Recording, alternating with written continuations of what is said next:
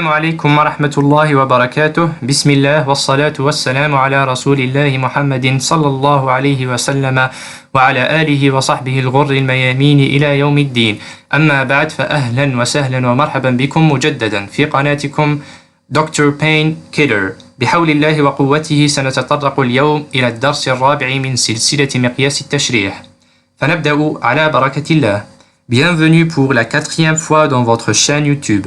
J'espère que vous allez très bien. Notre cours d'aujourd'hui est les os de l'avant-bras, le 4e cours dans le chapitre ostéologie. On commence tout de suite par le plan du cours. Alors, on va aborder d'abord la forme, la situation et la mise en place et les articulations des différentes os de l'avant-bras. Ensuite, on va aborder la description où on trouve la description de la diaphyse et les épiphyses et finalement on va terminer par les QCM. Dans cette diapositive, vous voyez les différentes photos qui montrent les os de l'avant-bras. Dans la photo située en haut et à gauche, vous voyez l'os radius et l'os ulna ou cubitus, pardon. Dans cette photo-là, vous voyez que les os de l'avant-bras s'articulent en haut avec l'os huméral formant l'articulation du coude et en bas, ils s'articulent entre eux formant l'articulation radio-ulnaire distale. Dans cette photo, vous voyez donc une radiographie de l'avant-bras qui montre les deux os de l'avant-bras. Et finalement, dans cette photo située en bas, vous voyez les deux os de l'avant-bras chez un cadavre. On commence par l'ulna. L'ulna ou cubitus est un os médial de l'avant-bras, donc de situation médiale. Il forme avec le radius le squelette de l'avant-bras, qu'on l'appelle aussi le squelette antébrachial. Donc c'est la même chose, le squelette de l'avant-bras ou le squelette antébrachial. C'est un os long pair asymétrique. Il présente une tête et un col massifs, alors qu'il présente une base peu développée. Les articulations, l'os ulna s'articulant avec la trochlée de l'humérus par l'incisure trochléaire. En haut et en dehors avec le radius par l'incisure radiale, en bas en dehors avec le radius par la circonférence articulaire ulnaire et en bas avec le ligament triangulaire qui s'articule lui-même avec le carpe. Le carpe est situé dans la main osseuse. La mise en place de l'os ulna. Donc, en haut se trouve l'extrémité volumineuse, en avant la concavité de cette extrémité et en dedans la pointe de la petite extrémité. Comme vous voyez dans cette photo, on a ici en haut l'extrémité la plus volumineuse, en avant la concavité de cette extrémité et en dedans la pointe de la petite extrémité. On a ici l'extrémité la peu développée ou la petite extrémité, elle présente une pointe. Cette pointe est dirigée médialement ou vers le plan médial. On continue. Dans cette diapositive, vous voyez les photos qui montrent les différentes articulations de l'os ulnaire. Donc, dans cette photo, située en haut et à gauche, vous voyez que l'os ulnaire s'articulant avec l'os huméral avec la trochlée par l'incisure trochléaire située ici et en dehors avec le radius par l'incisure radiale située ici.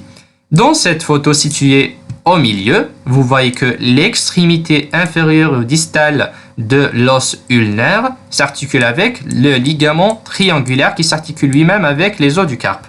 On a ici dans cette photo située en bas le ligament triangulaire bien visualisé. Et vous voyez dans cette photo située en haut et à droite que l'os ulna, ou plus précisément que l'extrémité distale de l'os ulna s'articule avec l'extrémité distale de l'os radius par la circonférence articulaire ulnaire ou la tête ulnaire. Et finalement, vous voyez que l'os ulnaire a une disposition médiale par rapport au plan médian. On continue avec les descriptions de l'os ulnaire. L'ulna présente à décrire un corps et deux épiphyses. Pourquoi? Parce qu'il est un os lent. La diaphyse ou le corps est triangulaire à la coupe au tiers moyen, cylindrique en bas. triangulaire à la coupe au tiers moyen et cylindrique en bas. Donc, puisqu'il est triangulaire à la coupe, il va décrire trois faces. Les faces de l'os ulnaire, on commence par la face antérieure. La face antérieure présente une excavation dans ses trois quarts supérieurs. On a ici la diaphyse. On va la diviser en quatre quarts. Les trois quarts supérieurs présentent une excavation ou bien une convexité, c'est la même chose. Cette face aussi présente le trou nourricier et les rugosités ou les concavités du muscle carré pronateur à sa partie inférieure. La face médiale de la diaphyse ou bien de l'os ulnaire présente sa partie inférieure est dépourvue d'attache et sous-cutanée, donc on peut palper la partie inférieure de la face médiale. Présente aussi une légère excavation ou convexité en haut. La face postérolatérale est orientée en arrière, d'où postéro, et en dehors, d'où latéral. La crête oblique prolonge en haut la crête ulnaire. On va voir dans les diapositives prochaines, prochaines diapositives, que le bord postérieur de l'os ulnaire est appelé la crête ulnaire. Cette crête ulnaire se continue en haut par la crête oblique de la face postéro-latérale. Dans cette photo située à droite, vous voyez la face antérieure de l'os ulnaire. En haut, dans les trois quarts supérieurs, présente une convexité. Elle présente aussi le trou nourricier et en bas, les rugosités où s'insère le muscle carré pronateur. Alors que dans cette photo, vous voyez les deux autres faces de l'os ulnaire. On a ici la face postérolatérale et là on a la face médiale. La même chose dans cette photo située en haut, les différentes faces de l'os ulnaire, alors que cette photo montre que la diaphyse est triangulaire à la coupe au tiers moyen. Les bords de l'ulna. Alors, les bords de l'ulna, puisqu'elle est triangulaire à la coupe, elle présente trois bords. On a le bord antérieur, le bord latéral interosseux, il est mince et tranchant. Et finalement, on a le bord postérieur, appelé aussi la crête ulnaire ou cubitale, en forme d'un S italique.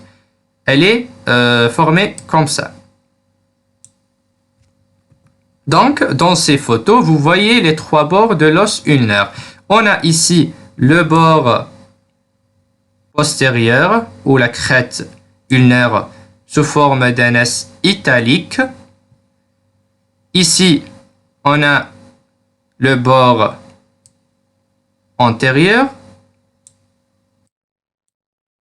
Et là, on a le bord médial.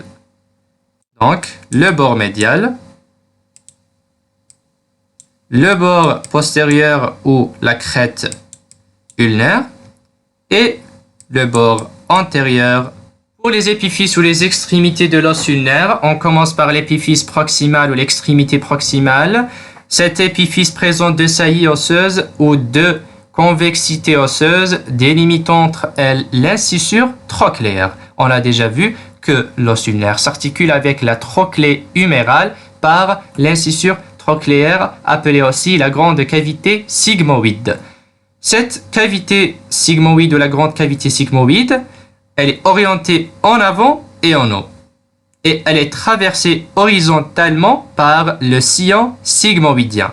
L'épiphyse proximale présente deux saillies, une saillie verticale appelée l'olécrâne, une saillie horizontale appelée le processus coronoïde. La saillie verticale, l'olécrâne, sa face postérieure est sous-cutanée, donc elle est palpable. La face postérieure de l'olécrâne est palpable et de forme triangulaire. Pourquoi elle est de forme triangulaire? Parce qu'il est formé par la ligne de bifurcation du bord postérieur. Qu'est-ce que ça veut dire la ligne de bifurcation? veut dire at-tafarru'. Sa partie antérieure forme le bec olecranien intra-articulaire. Et on va voir où il est situé le bec olecranien. La deuxième saillie de l'extrémité proximale est appelée le processus coronoïde qui présente latéralement l'incisure radiale ou la petite cavité sigmoïde qui s'articule avec la tête radiale. Dans cette diapositive, vous voyez les différentes photos qui montrent l'extrémité proximale de l'os ulnaire. On commence par cette photo. Dans cette photo, vous voyez l'extrémité proximale. Elle est constituée par deux saillies. Une saillie verticale appelée l'olecrane, une saillie horizontale appelée le processus coronoïde. Le processus coronoïde présente latéralement l'incisure radiale qui s'articule avec la tête radiale.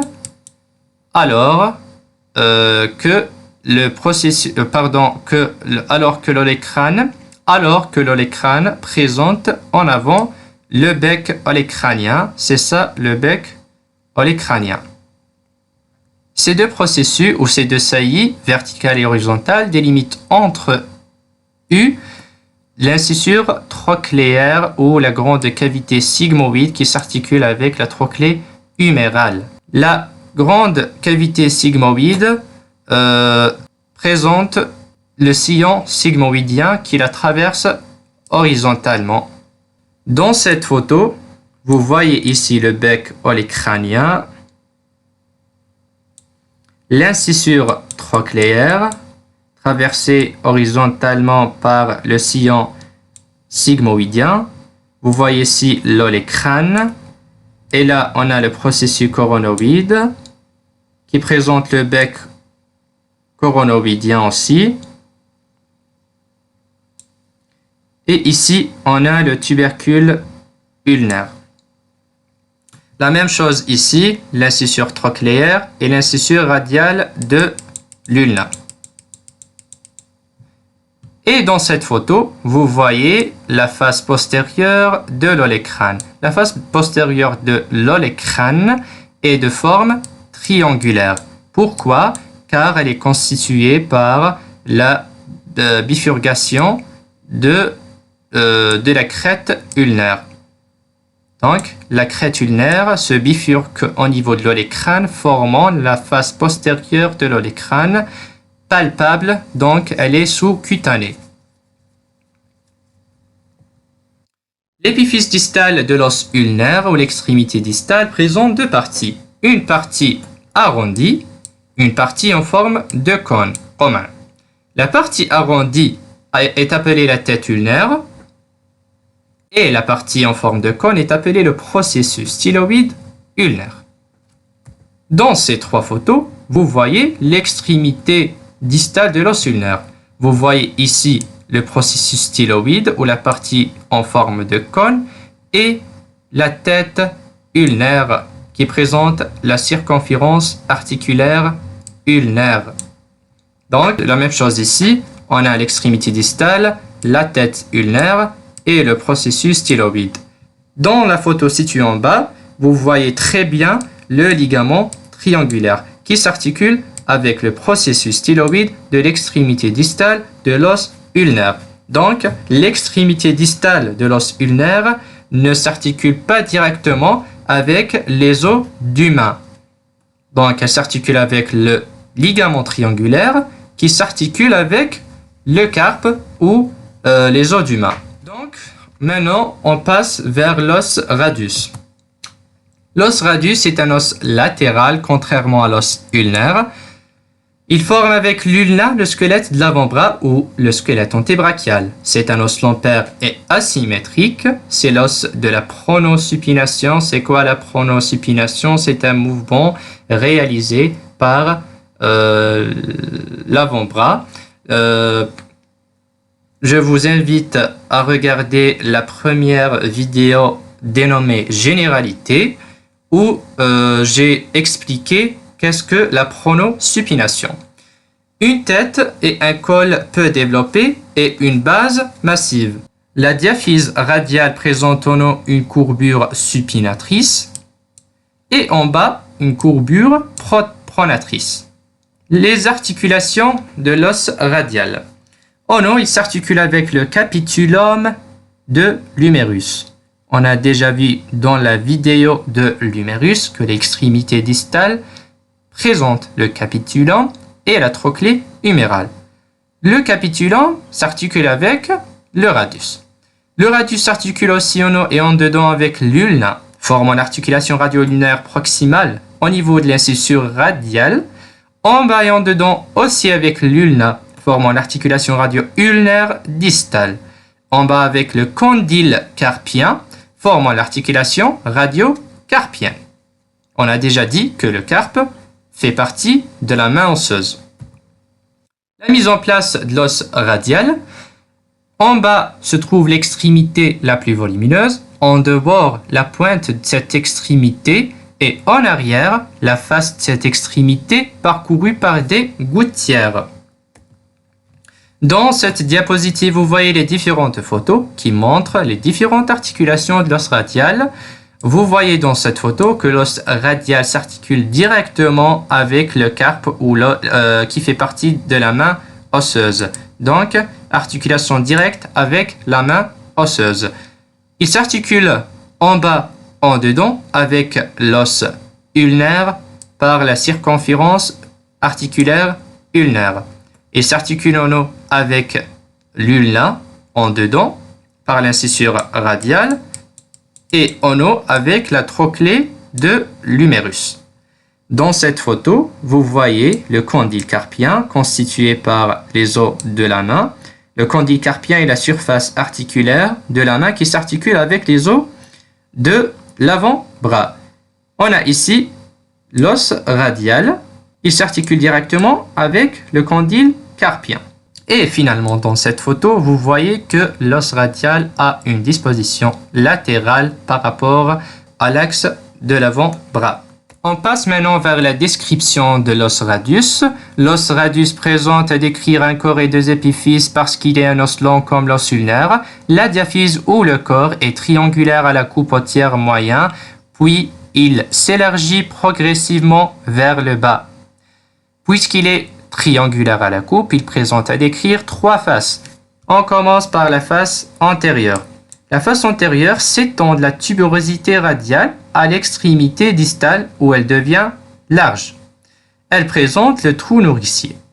La face postérieure, elle est étroite, en haut, ضيقة, un peu excavée à sa partie moyenne. Donc, elle s'élargit à sa partie moyenne. Elle devient large. La face latérale, elle est convexe. Dans cette diapositive, vous voyez les différentes faces de l'os radial. Vous voyez ici la face postérieure et là, on a ici la face antérieure et la face latérale. Dans la mise en place, on a déjà vu que l'extrémité la plus volumineuse est située en bas. La pointe de cette extrémité est dirigée en dehors et la face postérieure de cette extrémité est parcourue par des gouttières. La même chose dans cette photo, on a ici la face postérieure. Pourquoi la face postérieure? Parce qu'on le voit au niveau de l'extrémité distale, les gouttières. Et ici, on a la face antérieure où se trouve le trou nourricier. Cette photo montre que la diaphyse est triangulaire à la coupe. On passe maintenant vers les bords. Le radius présente trois bords, un bord antérieur, un bord postérieur et un bord médial interosseux. Les épiphyses ou les extrémités, on commence par l'extrémité proximale. L'extrémité proximale radiale présente d'abord la tête. La tête est formée par la fossette radiale, appelée aussi cupule, et le pourtour radial. Elle présente aussi le col, qui présente à sa partie inférieure la tuberosité radiale. Dans cette photo, située en haut et à droite, vous voyez l'extrémité proximale radiale. L'extrémité proximale du radius présente d'abord la tête. La tête présente la fossette radiale ou la cupule et le pourtour radial. Le col présente à sa partie inférieure la tuberosité radiale. La même chose ici, dans cette photo, on a ici la fossette radiale ou la cupule radiale. C'est une facette articulaire supérieure qui s'articule avec le capitulum huméral. On a le pourtour radial ou la circonférence radiale articulaire. On a ici le col radial numéroté par 5 qui présente à sa partie inférieure la tuberosité radiale.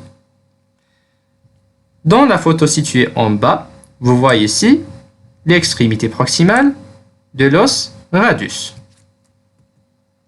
L'épiphyse distale ou l'extrémité distale radiale est de forme prismatique, quadrangulaire, avec 5 faces.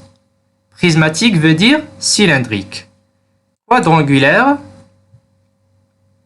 رباعية أو مكعبة, avec 5 faces. Une face inférieure, une face antérieure, postérieure, latérale et finalement une face médiale. La face inférieure du radius de l'extrémité distale du radius présente une surface articulaire avec le condyle carpien. On a déjà dit que le radius s'articule directement avec la main osseuse au niveau du poignet avec le condyle carpien qui fait partie de la main osseuse. Une face antérieure, une face postérieure, une face latérale. La face latérale se prolonge en dehors par la styloïde ou le processus styloïdien radial qui descend plus bas que la styloïde ulnaire. On a médialement la styloïde ulnaire. Ici, on a la styloïde ulnaire. Et là, on a la styloïde radiale. La styloïde radiale descend plus bas que la styloïde ulnaire. Et enfin, on a la face médiale de l'extrémité distale radiale qui présente l'incisure ulnaire qui s'articule avec la tête de l'ulna. Et finalement, vous voyez dans ces photos-là les différentes photos, et finalement dans cette diapositive, vous voyez les différentes photos qui présentent l'extrémité distale radiale. Vous voyez ici l'extrémité distale d'un cadavre. Donc, on a ici la face antérieure. Pourquoi la face antérieure? Parce qu'on ne voit pas les gouttières qui se trouvent dans la face postérieure de l'extrémité distale. Donc, la face antérieure, on a ici le processus styloïde radial. Et là, on a l'incisure ulnaire qui s'articule avec la tête ulnaire. Dans cette photo, vous voyez les différentes faces de l'extrémité distale de l'os radial. Donc, on a ici la face antérieure excavée, le processus styloïde, la face postérieure, ici on a la face médiale, antérieure, médiale, et là on a l'incisure ulnaire qui s'articule avec la tête ulnaire, et là on a l'incisure inférieure qui s'articule avec le condyle carpien. Ici, elle s'articule avec l'os scaphoïde, et là avec l'os semi-lunaire du carpe. Donc, la face distale est appelée la face distale scapho-lunaire articulaire de l'extrémité distale radiale. La même chose ici, on a l'os ulnaire avec le processus styloïde, l'extrémité distale radiale avec la face inférieure. Vous voyez ici la face inférieure, vous voyez là la surface articulaire avec l'os scaphoïde et là la surface articulaire avec l'os lunaire. Et dans la photo située en bas à gauche, vous voyez l'extrémité distale. On a ici la face inférieure qui montre le processus styloïde en dehors, la surface articulaire scaphoïdienne et la surface articulaire lunaire. Et ici, on a l'incisure ulnaire qui s'articule avec la circonférence articulaire ulnaire. Et finalement, vous voyez ici différentes photos qui montrent le mouvement de la pronosupination. On a ici la supination lorsque la paume de la main est orientée en haut, la position neutre et la position de la pronation lorsque la paume de la main est orientée en bas. La même chose ici, vous voyez que lorsque on a une supination, les deux os de l'avant-bras sont dans leur position naturelle ou normale. Lors de la pronation, le radius devient supérieur par rapport à l'os ulnaire dans la pronation. La même chose ici et dans cette photo-là. Donc, lors de la supination, la position des deux os de l'avant-bras sont en position normale ou naturelle ou la position neutre. Lorsqu'on a une pronation, lorsqu'on veut prendre quelque chose avec nos mains, l'os radius tourne sur l'os ulnaire et lui devient supérieur. On passe directement vers les QCM pour appliquer qu'est-ce qu'on a à apprendre aujourd'hui. On commence directement par le premier QCM. C'est l'incisure trochléaire de l'os ulnaire et orienté en avant et en dehors, articulaire avec la trochlée humérale, orienté en avant et en dedans, traversé horizontalement par le sillon sigmoïdien, formé d'une saillie verticale, appelée le processus coronoïde. Je vous donne 3 secondes pour réfléchir et puis on verra la réponse. Alors, la première proposition, l'incisure trochléaire est orientée en avant et en dedans, elle est fausse. Pourquoi? Car l'incisure trochléaire est orientée en avant et en haut. La deuxième proposition, l'incisure trochléaire est articulaire avec la trochlée humérale. Oui, cette proposition est juste. La troisième proposition, l'incisure trochléaire est orientée en avant et en dedans, c'est faux. En avant et en haut. Elle est traversée horizontalement par le sillon sigmoïdien. Cette proposition est juste.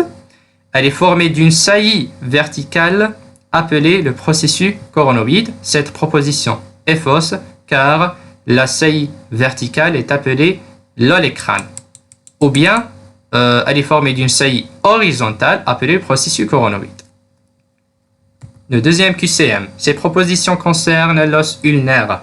Constitue à lui seul le squelette antébrachial. C'est un os long avec deux faces, une dorsale et une ventrale. L'incisure trochléaire est orientée en avant et en dedans. Son extrémité distale est articulaire avec le condyle carpien. Le bec olécranien est intracapsulaire. La première proposition est fausse. Il ne constitue pas à lui seul le squelette antébrachial, mais il constitue avec le radius le squelette antébrachial. C'est un os long avec deux faces, une dorsale et une ventrale. Elle est fausse parce qu'il est constitué par 3 faces. L'incisure trochléaire est orientée en avant et en dedans. Cette proposition est fausse car l'incisure trochléaire, comme on a déjà vu, elle est orientée en avant et en haut. Son extrémité distale est articulaire avec le condyle carpien. Cette proposition est fausse parce qu'on a déjà vu que l'extrémité distale est articulaire avec le ligament triangulaire qui est articulaire lui-même avec le condyle carpien. Donc l'articulation de l'extrémité distale de l'ulna avec la main osseuse est indirecte. Le bec olécranien est intracapsulaire. Cette proposition est juste. Pour le troisième QCM, à propos de l'os ulnaire aussi, l'épiphyse distale présente une apophyse styloïde qui est plus haut située que l'apophyse styloïde radiale. L'extrémité proximale présente une saillie verticale appelée l'apophyse coronoïde. Le bord le plus tranchant de son corps et en dedans s'articule directement en bas avec les os du carpe, s'articule en haut avec l'humérus par l'incisure trochléaire. Pour la première proposition, elle est juste, car on a déjà dit que l'apophyse styloïde radiale est située plus bas que l'apophyse styloïde ulnaire. Donc, c'est la même chose lorsqu'on dit que le processus styloïde ulnaire est situé plus haut que le processus styloïde radial. L'extrémité proximale présente une saillie verticale, l'apophyse coronoïde, elle est fausse. L'extrémité proximale présente une saillie verticale appelée l'olécrane. Le bord le plus tranchant de son corps est en dedans, elle est fausse. Le bord le plus tranchant de son corps est en dehors, appelé le bord interosseux latéral. Elle s'articule directement en bas avec les os du carpe, elle est fausse. Elle s'articule indirectement par l'intermédiaire du ligament triangulaire. Elle s'articule en haut avec l'humérus par l'incisure trochléaire. Cette proposition est juste. Pour le quatrième QCM, l'extrémité proximale de l'os ulnaire présente deux saillies, l'olécrane et le processus coronoïde. La face antérieure de l'olécrane forme le plan horizontal de l'incisure trochléaire. La face médiale du processus coronoïde répond au pourtour de la tête radiale. La face supérieure du processus coronoïde est articulaire avec les condyles huméraux. L'olécrane et le processus coronoïde délimitent l'incisure trochléaire. Donc, pour la première proposition, elle est juste. L'extrémité proximale présente deux saillies, une verticale appelée l'olécrane, une horizontale appelée le processus coronoïde. La face antérieure de l'olécrane forme le plan horizontal de l'incisure trochléaire.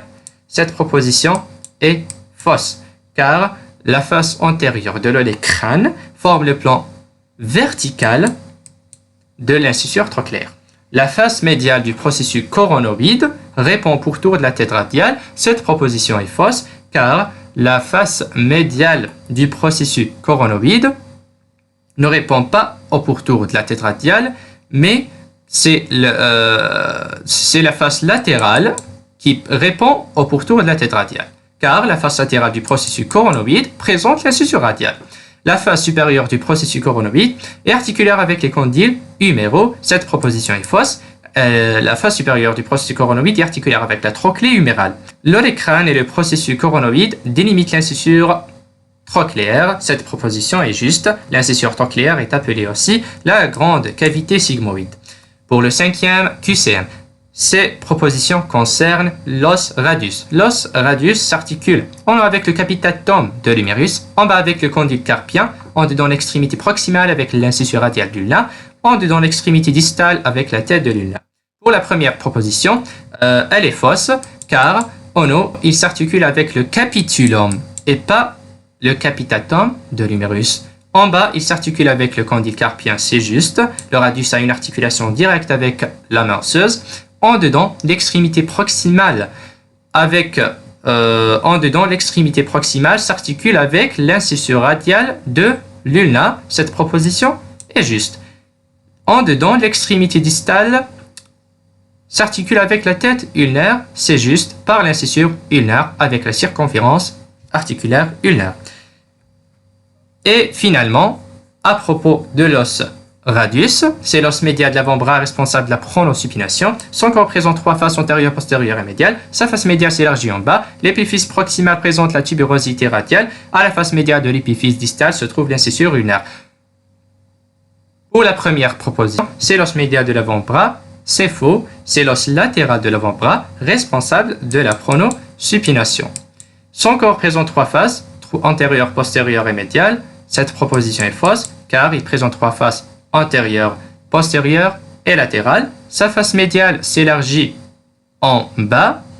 C'est faux, car il ne possède pas une face médiale, mais il possède une face latérale. L'épiphyse proximale présente la tuberosité radiale, c'est juste. Et à la face médiale de l'épiphyse distale se trouve l'incisure ulnaire. Cette proposition est juste. Et maintenant, voici une petite récapitulation sur ce qu'on a vu aujourd'hui sur cette photo tridimensionnelle. On a d'abord l'os ulnaire.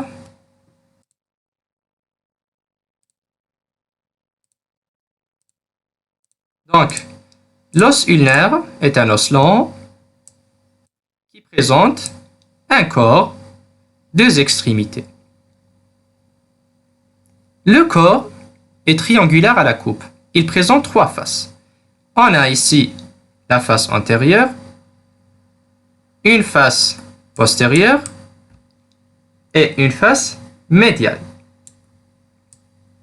La face antérieure présente en haut une légère excavation appelée la tuberosité ulnaire.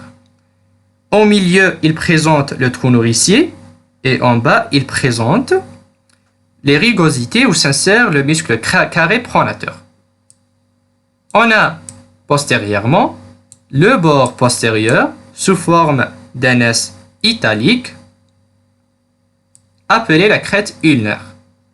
Ce bord postérieur se bifurque en haut, formant la face postérieure de l'olecrane. On passe vers les épiphyses, donc on a en haut l'épiphyse proximale. L'épiphyse proximale présente une saillie verticale appelée l'olecrane, une saillie horizontale appelée le processus coronoïde. Entre ces deux saillies se trouve l'incisure trochléaire qui s'articule avec la trochlée humérale. Le processus coronoïde présente latéralement l'incisure radiale qui s'articule avec la tête radiale. Alors que l'extrémité distale, peu développée, présente la tête ulnaire qui présente latéralement la circonférence ulnaire articulaire qui s'articule avec l'incisure ulnaire de l'extrémité distale radiale, présente aussi l'apophyse radiale. L'apophyse présente aussi l'apophyse ulnaire.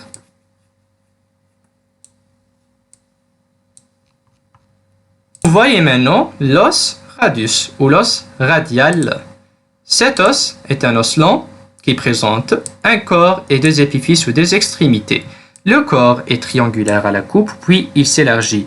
En bas, il présente trois faces, une face antérieure, une face latérale et une face postérieure. La face antérieure présente le trou nourricier. Pour les extrémités, on a en haut l'extrémité proximale qui présente la tête radiale, qui présente la fosse radiale ou la cupule et le pourtour radial. Et puis on a le col qui présente à sa partie inférieure la tuberosité radiale. Pour l'extrémité distale, on a pour l'extrémité distale volumineuse, elle est triangulaire, elle est prismatique quadrangulaire et présente 5 faces. Une face antérieure, une face médiale, une face latérale, une face postérieure et une face inférieure. L'extrémité distale présente l'apophyse styloïde ou le processus styloïde qui se prolonge en dehors et qui descend plus bas que le processus styloïde ulnaire. La face inférieure s'articule avec le condyle carpien.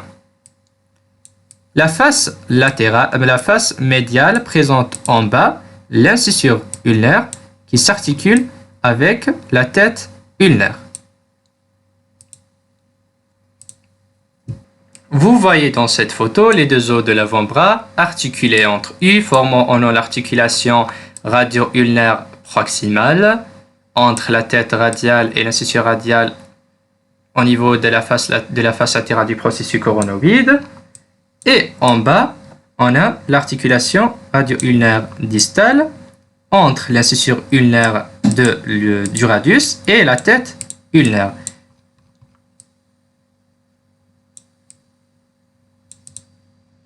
Comme ça, on a terminé notre cours d'aujourd'hui. J'espère que vous avez compris. Sur ce, je vous remercie et je vous dis à la prochaine. Subhanakallahumma bihamdik. Ashhadu an la ilaha illa ant. Astaghfiruka wa atubu ilayk. Wassalamu alaykum wa rahmatullahi wa barakatuh.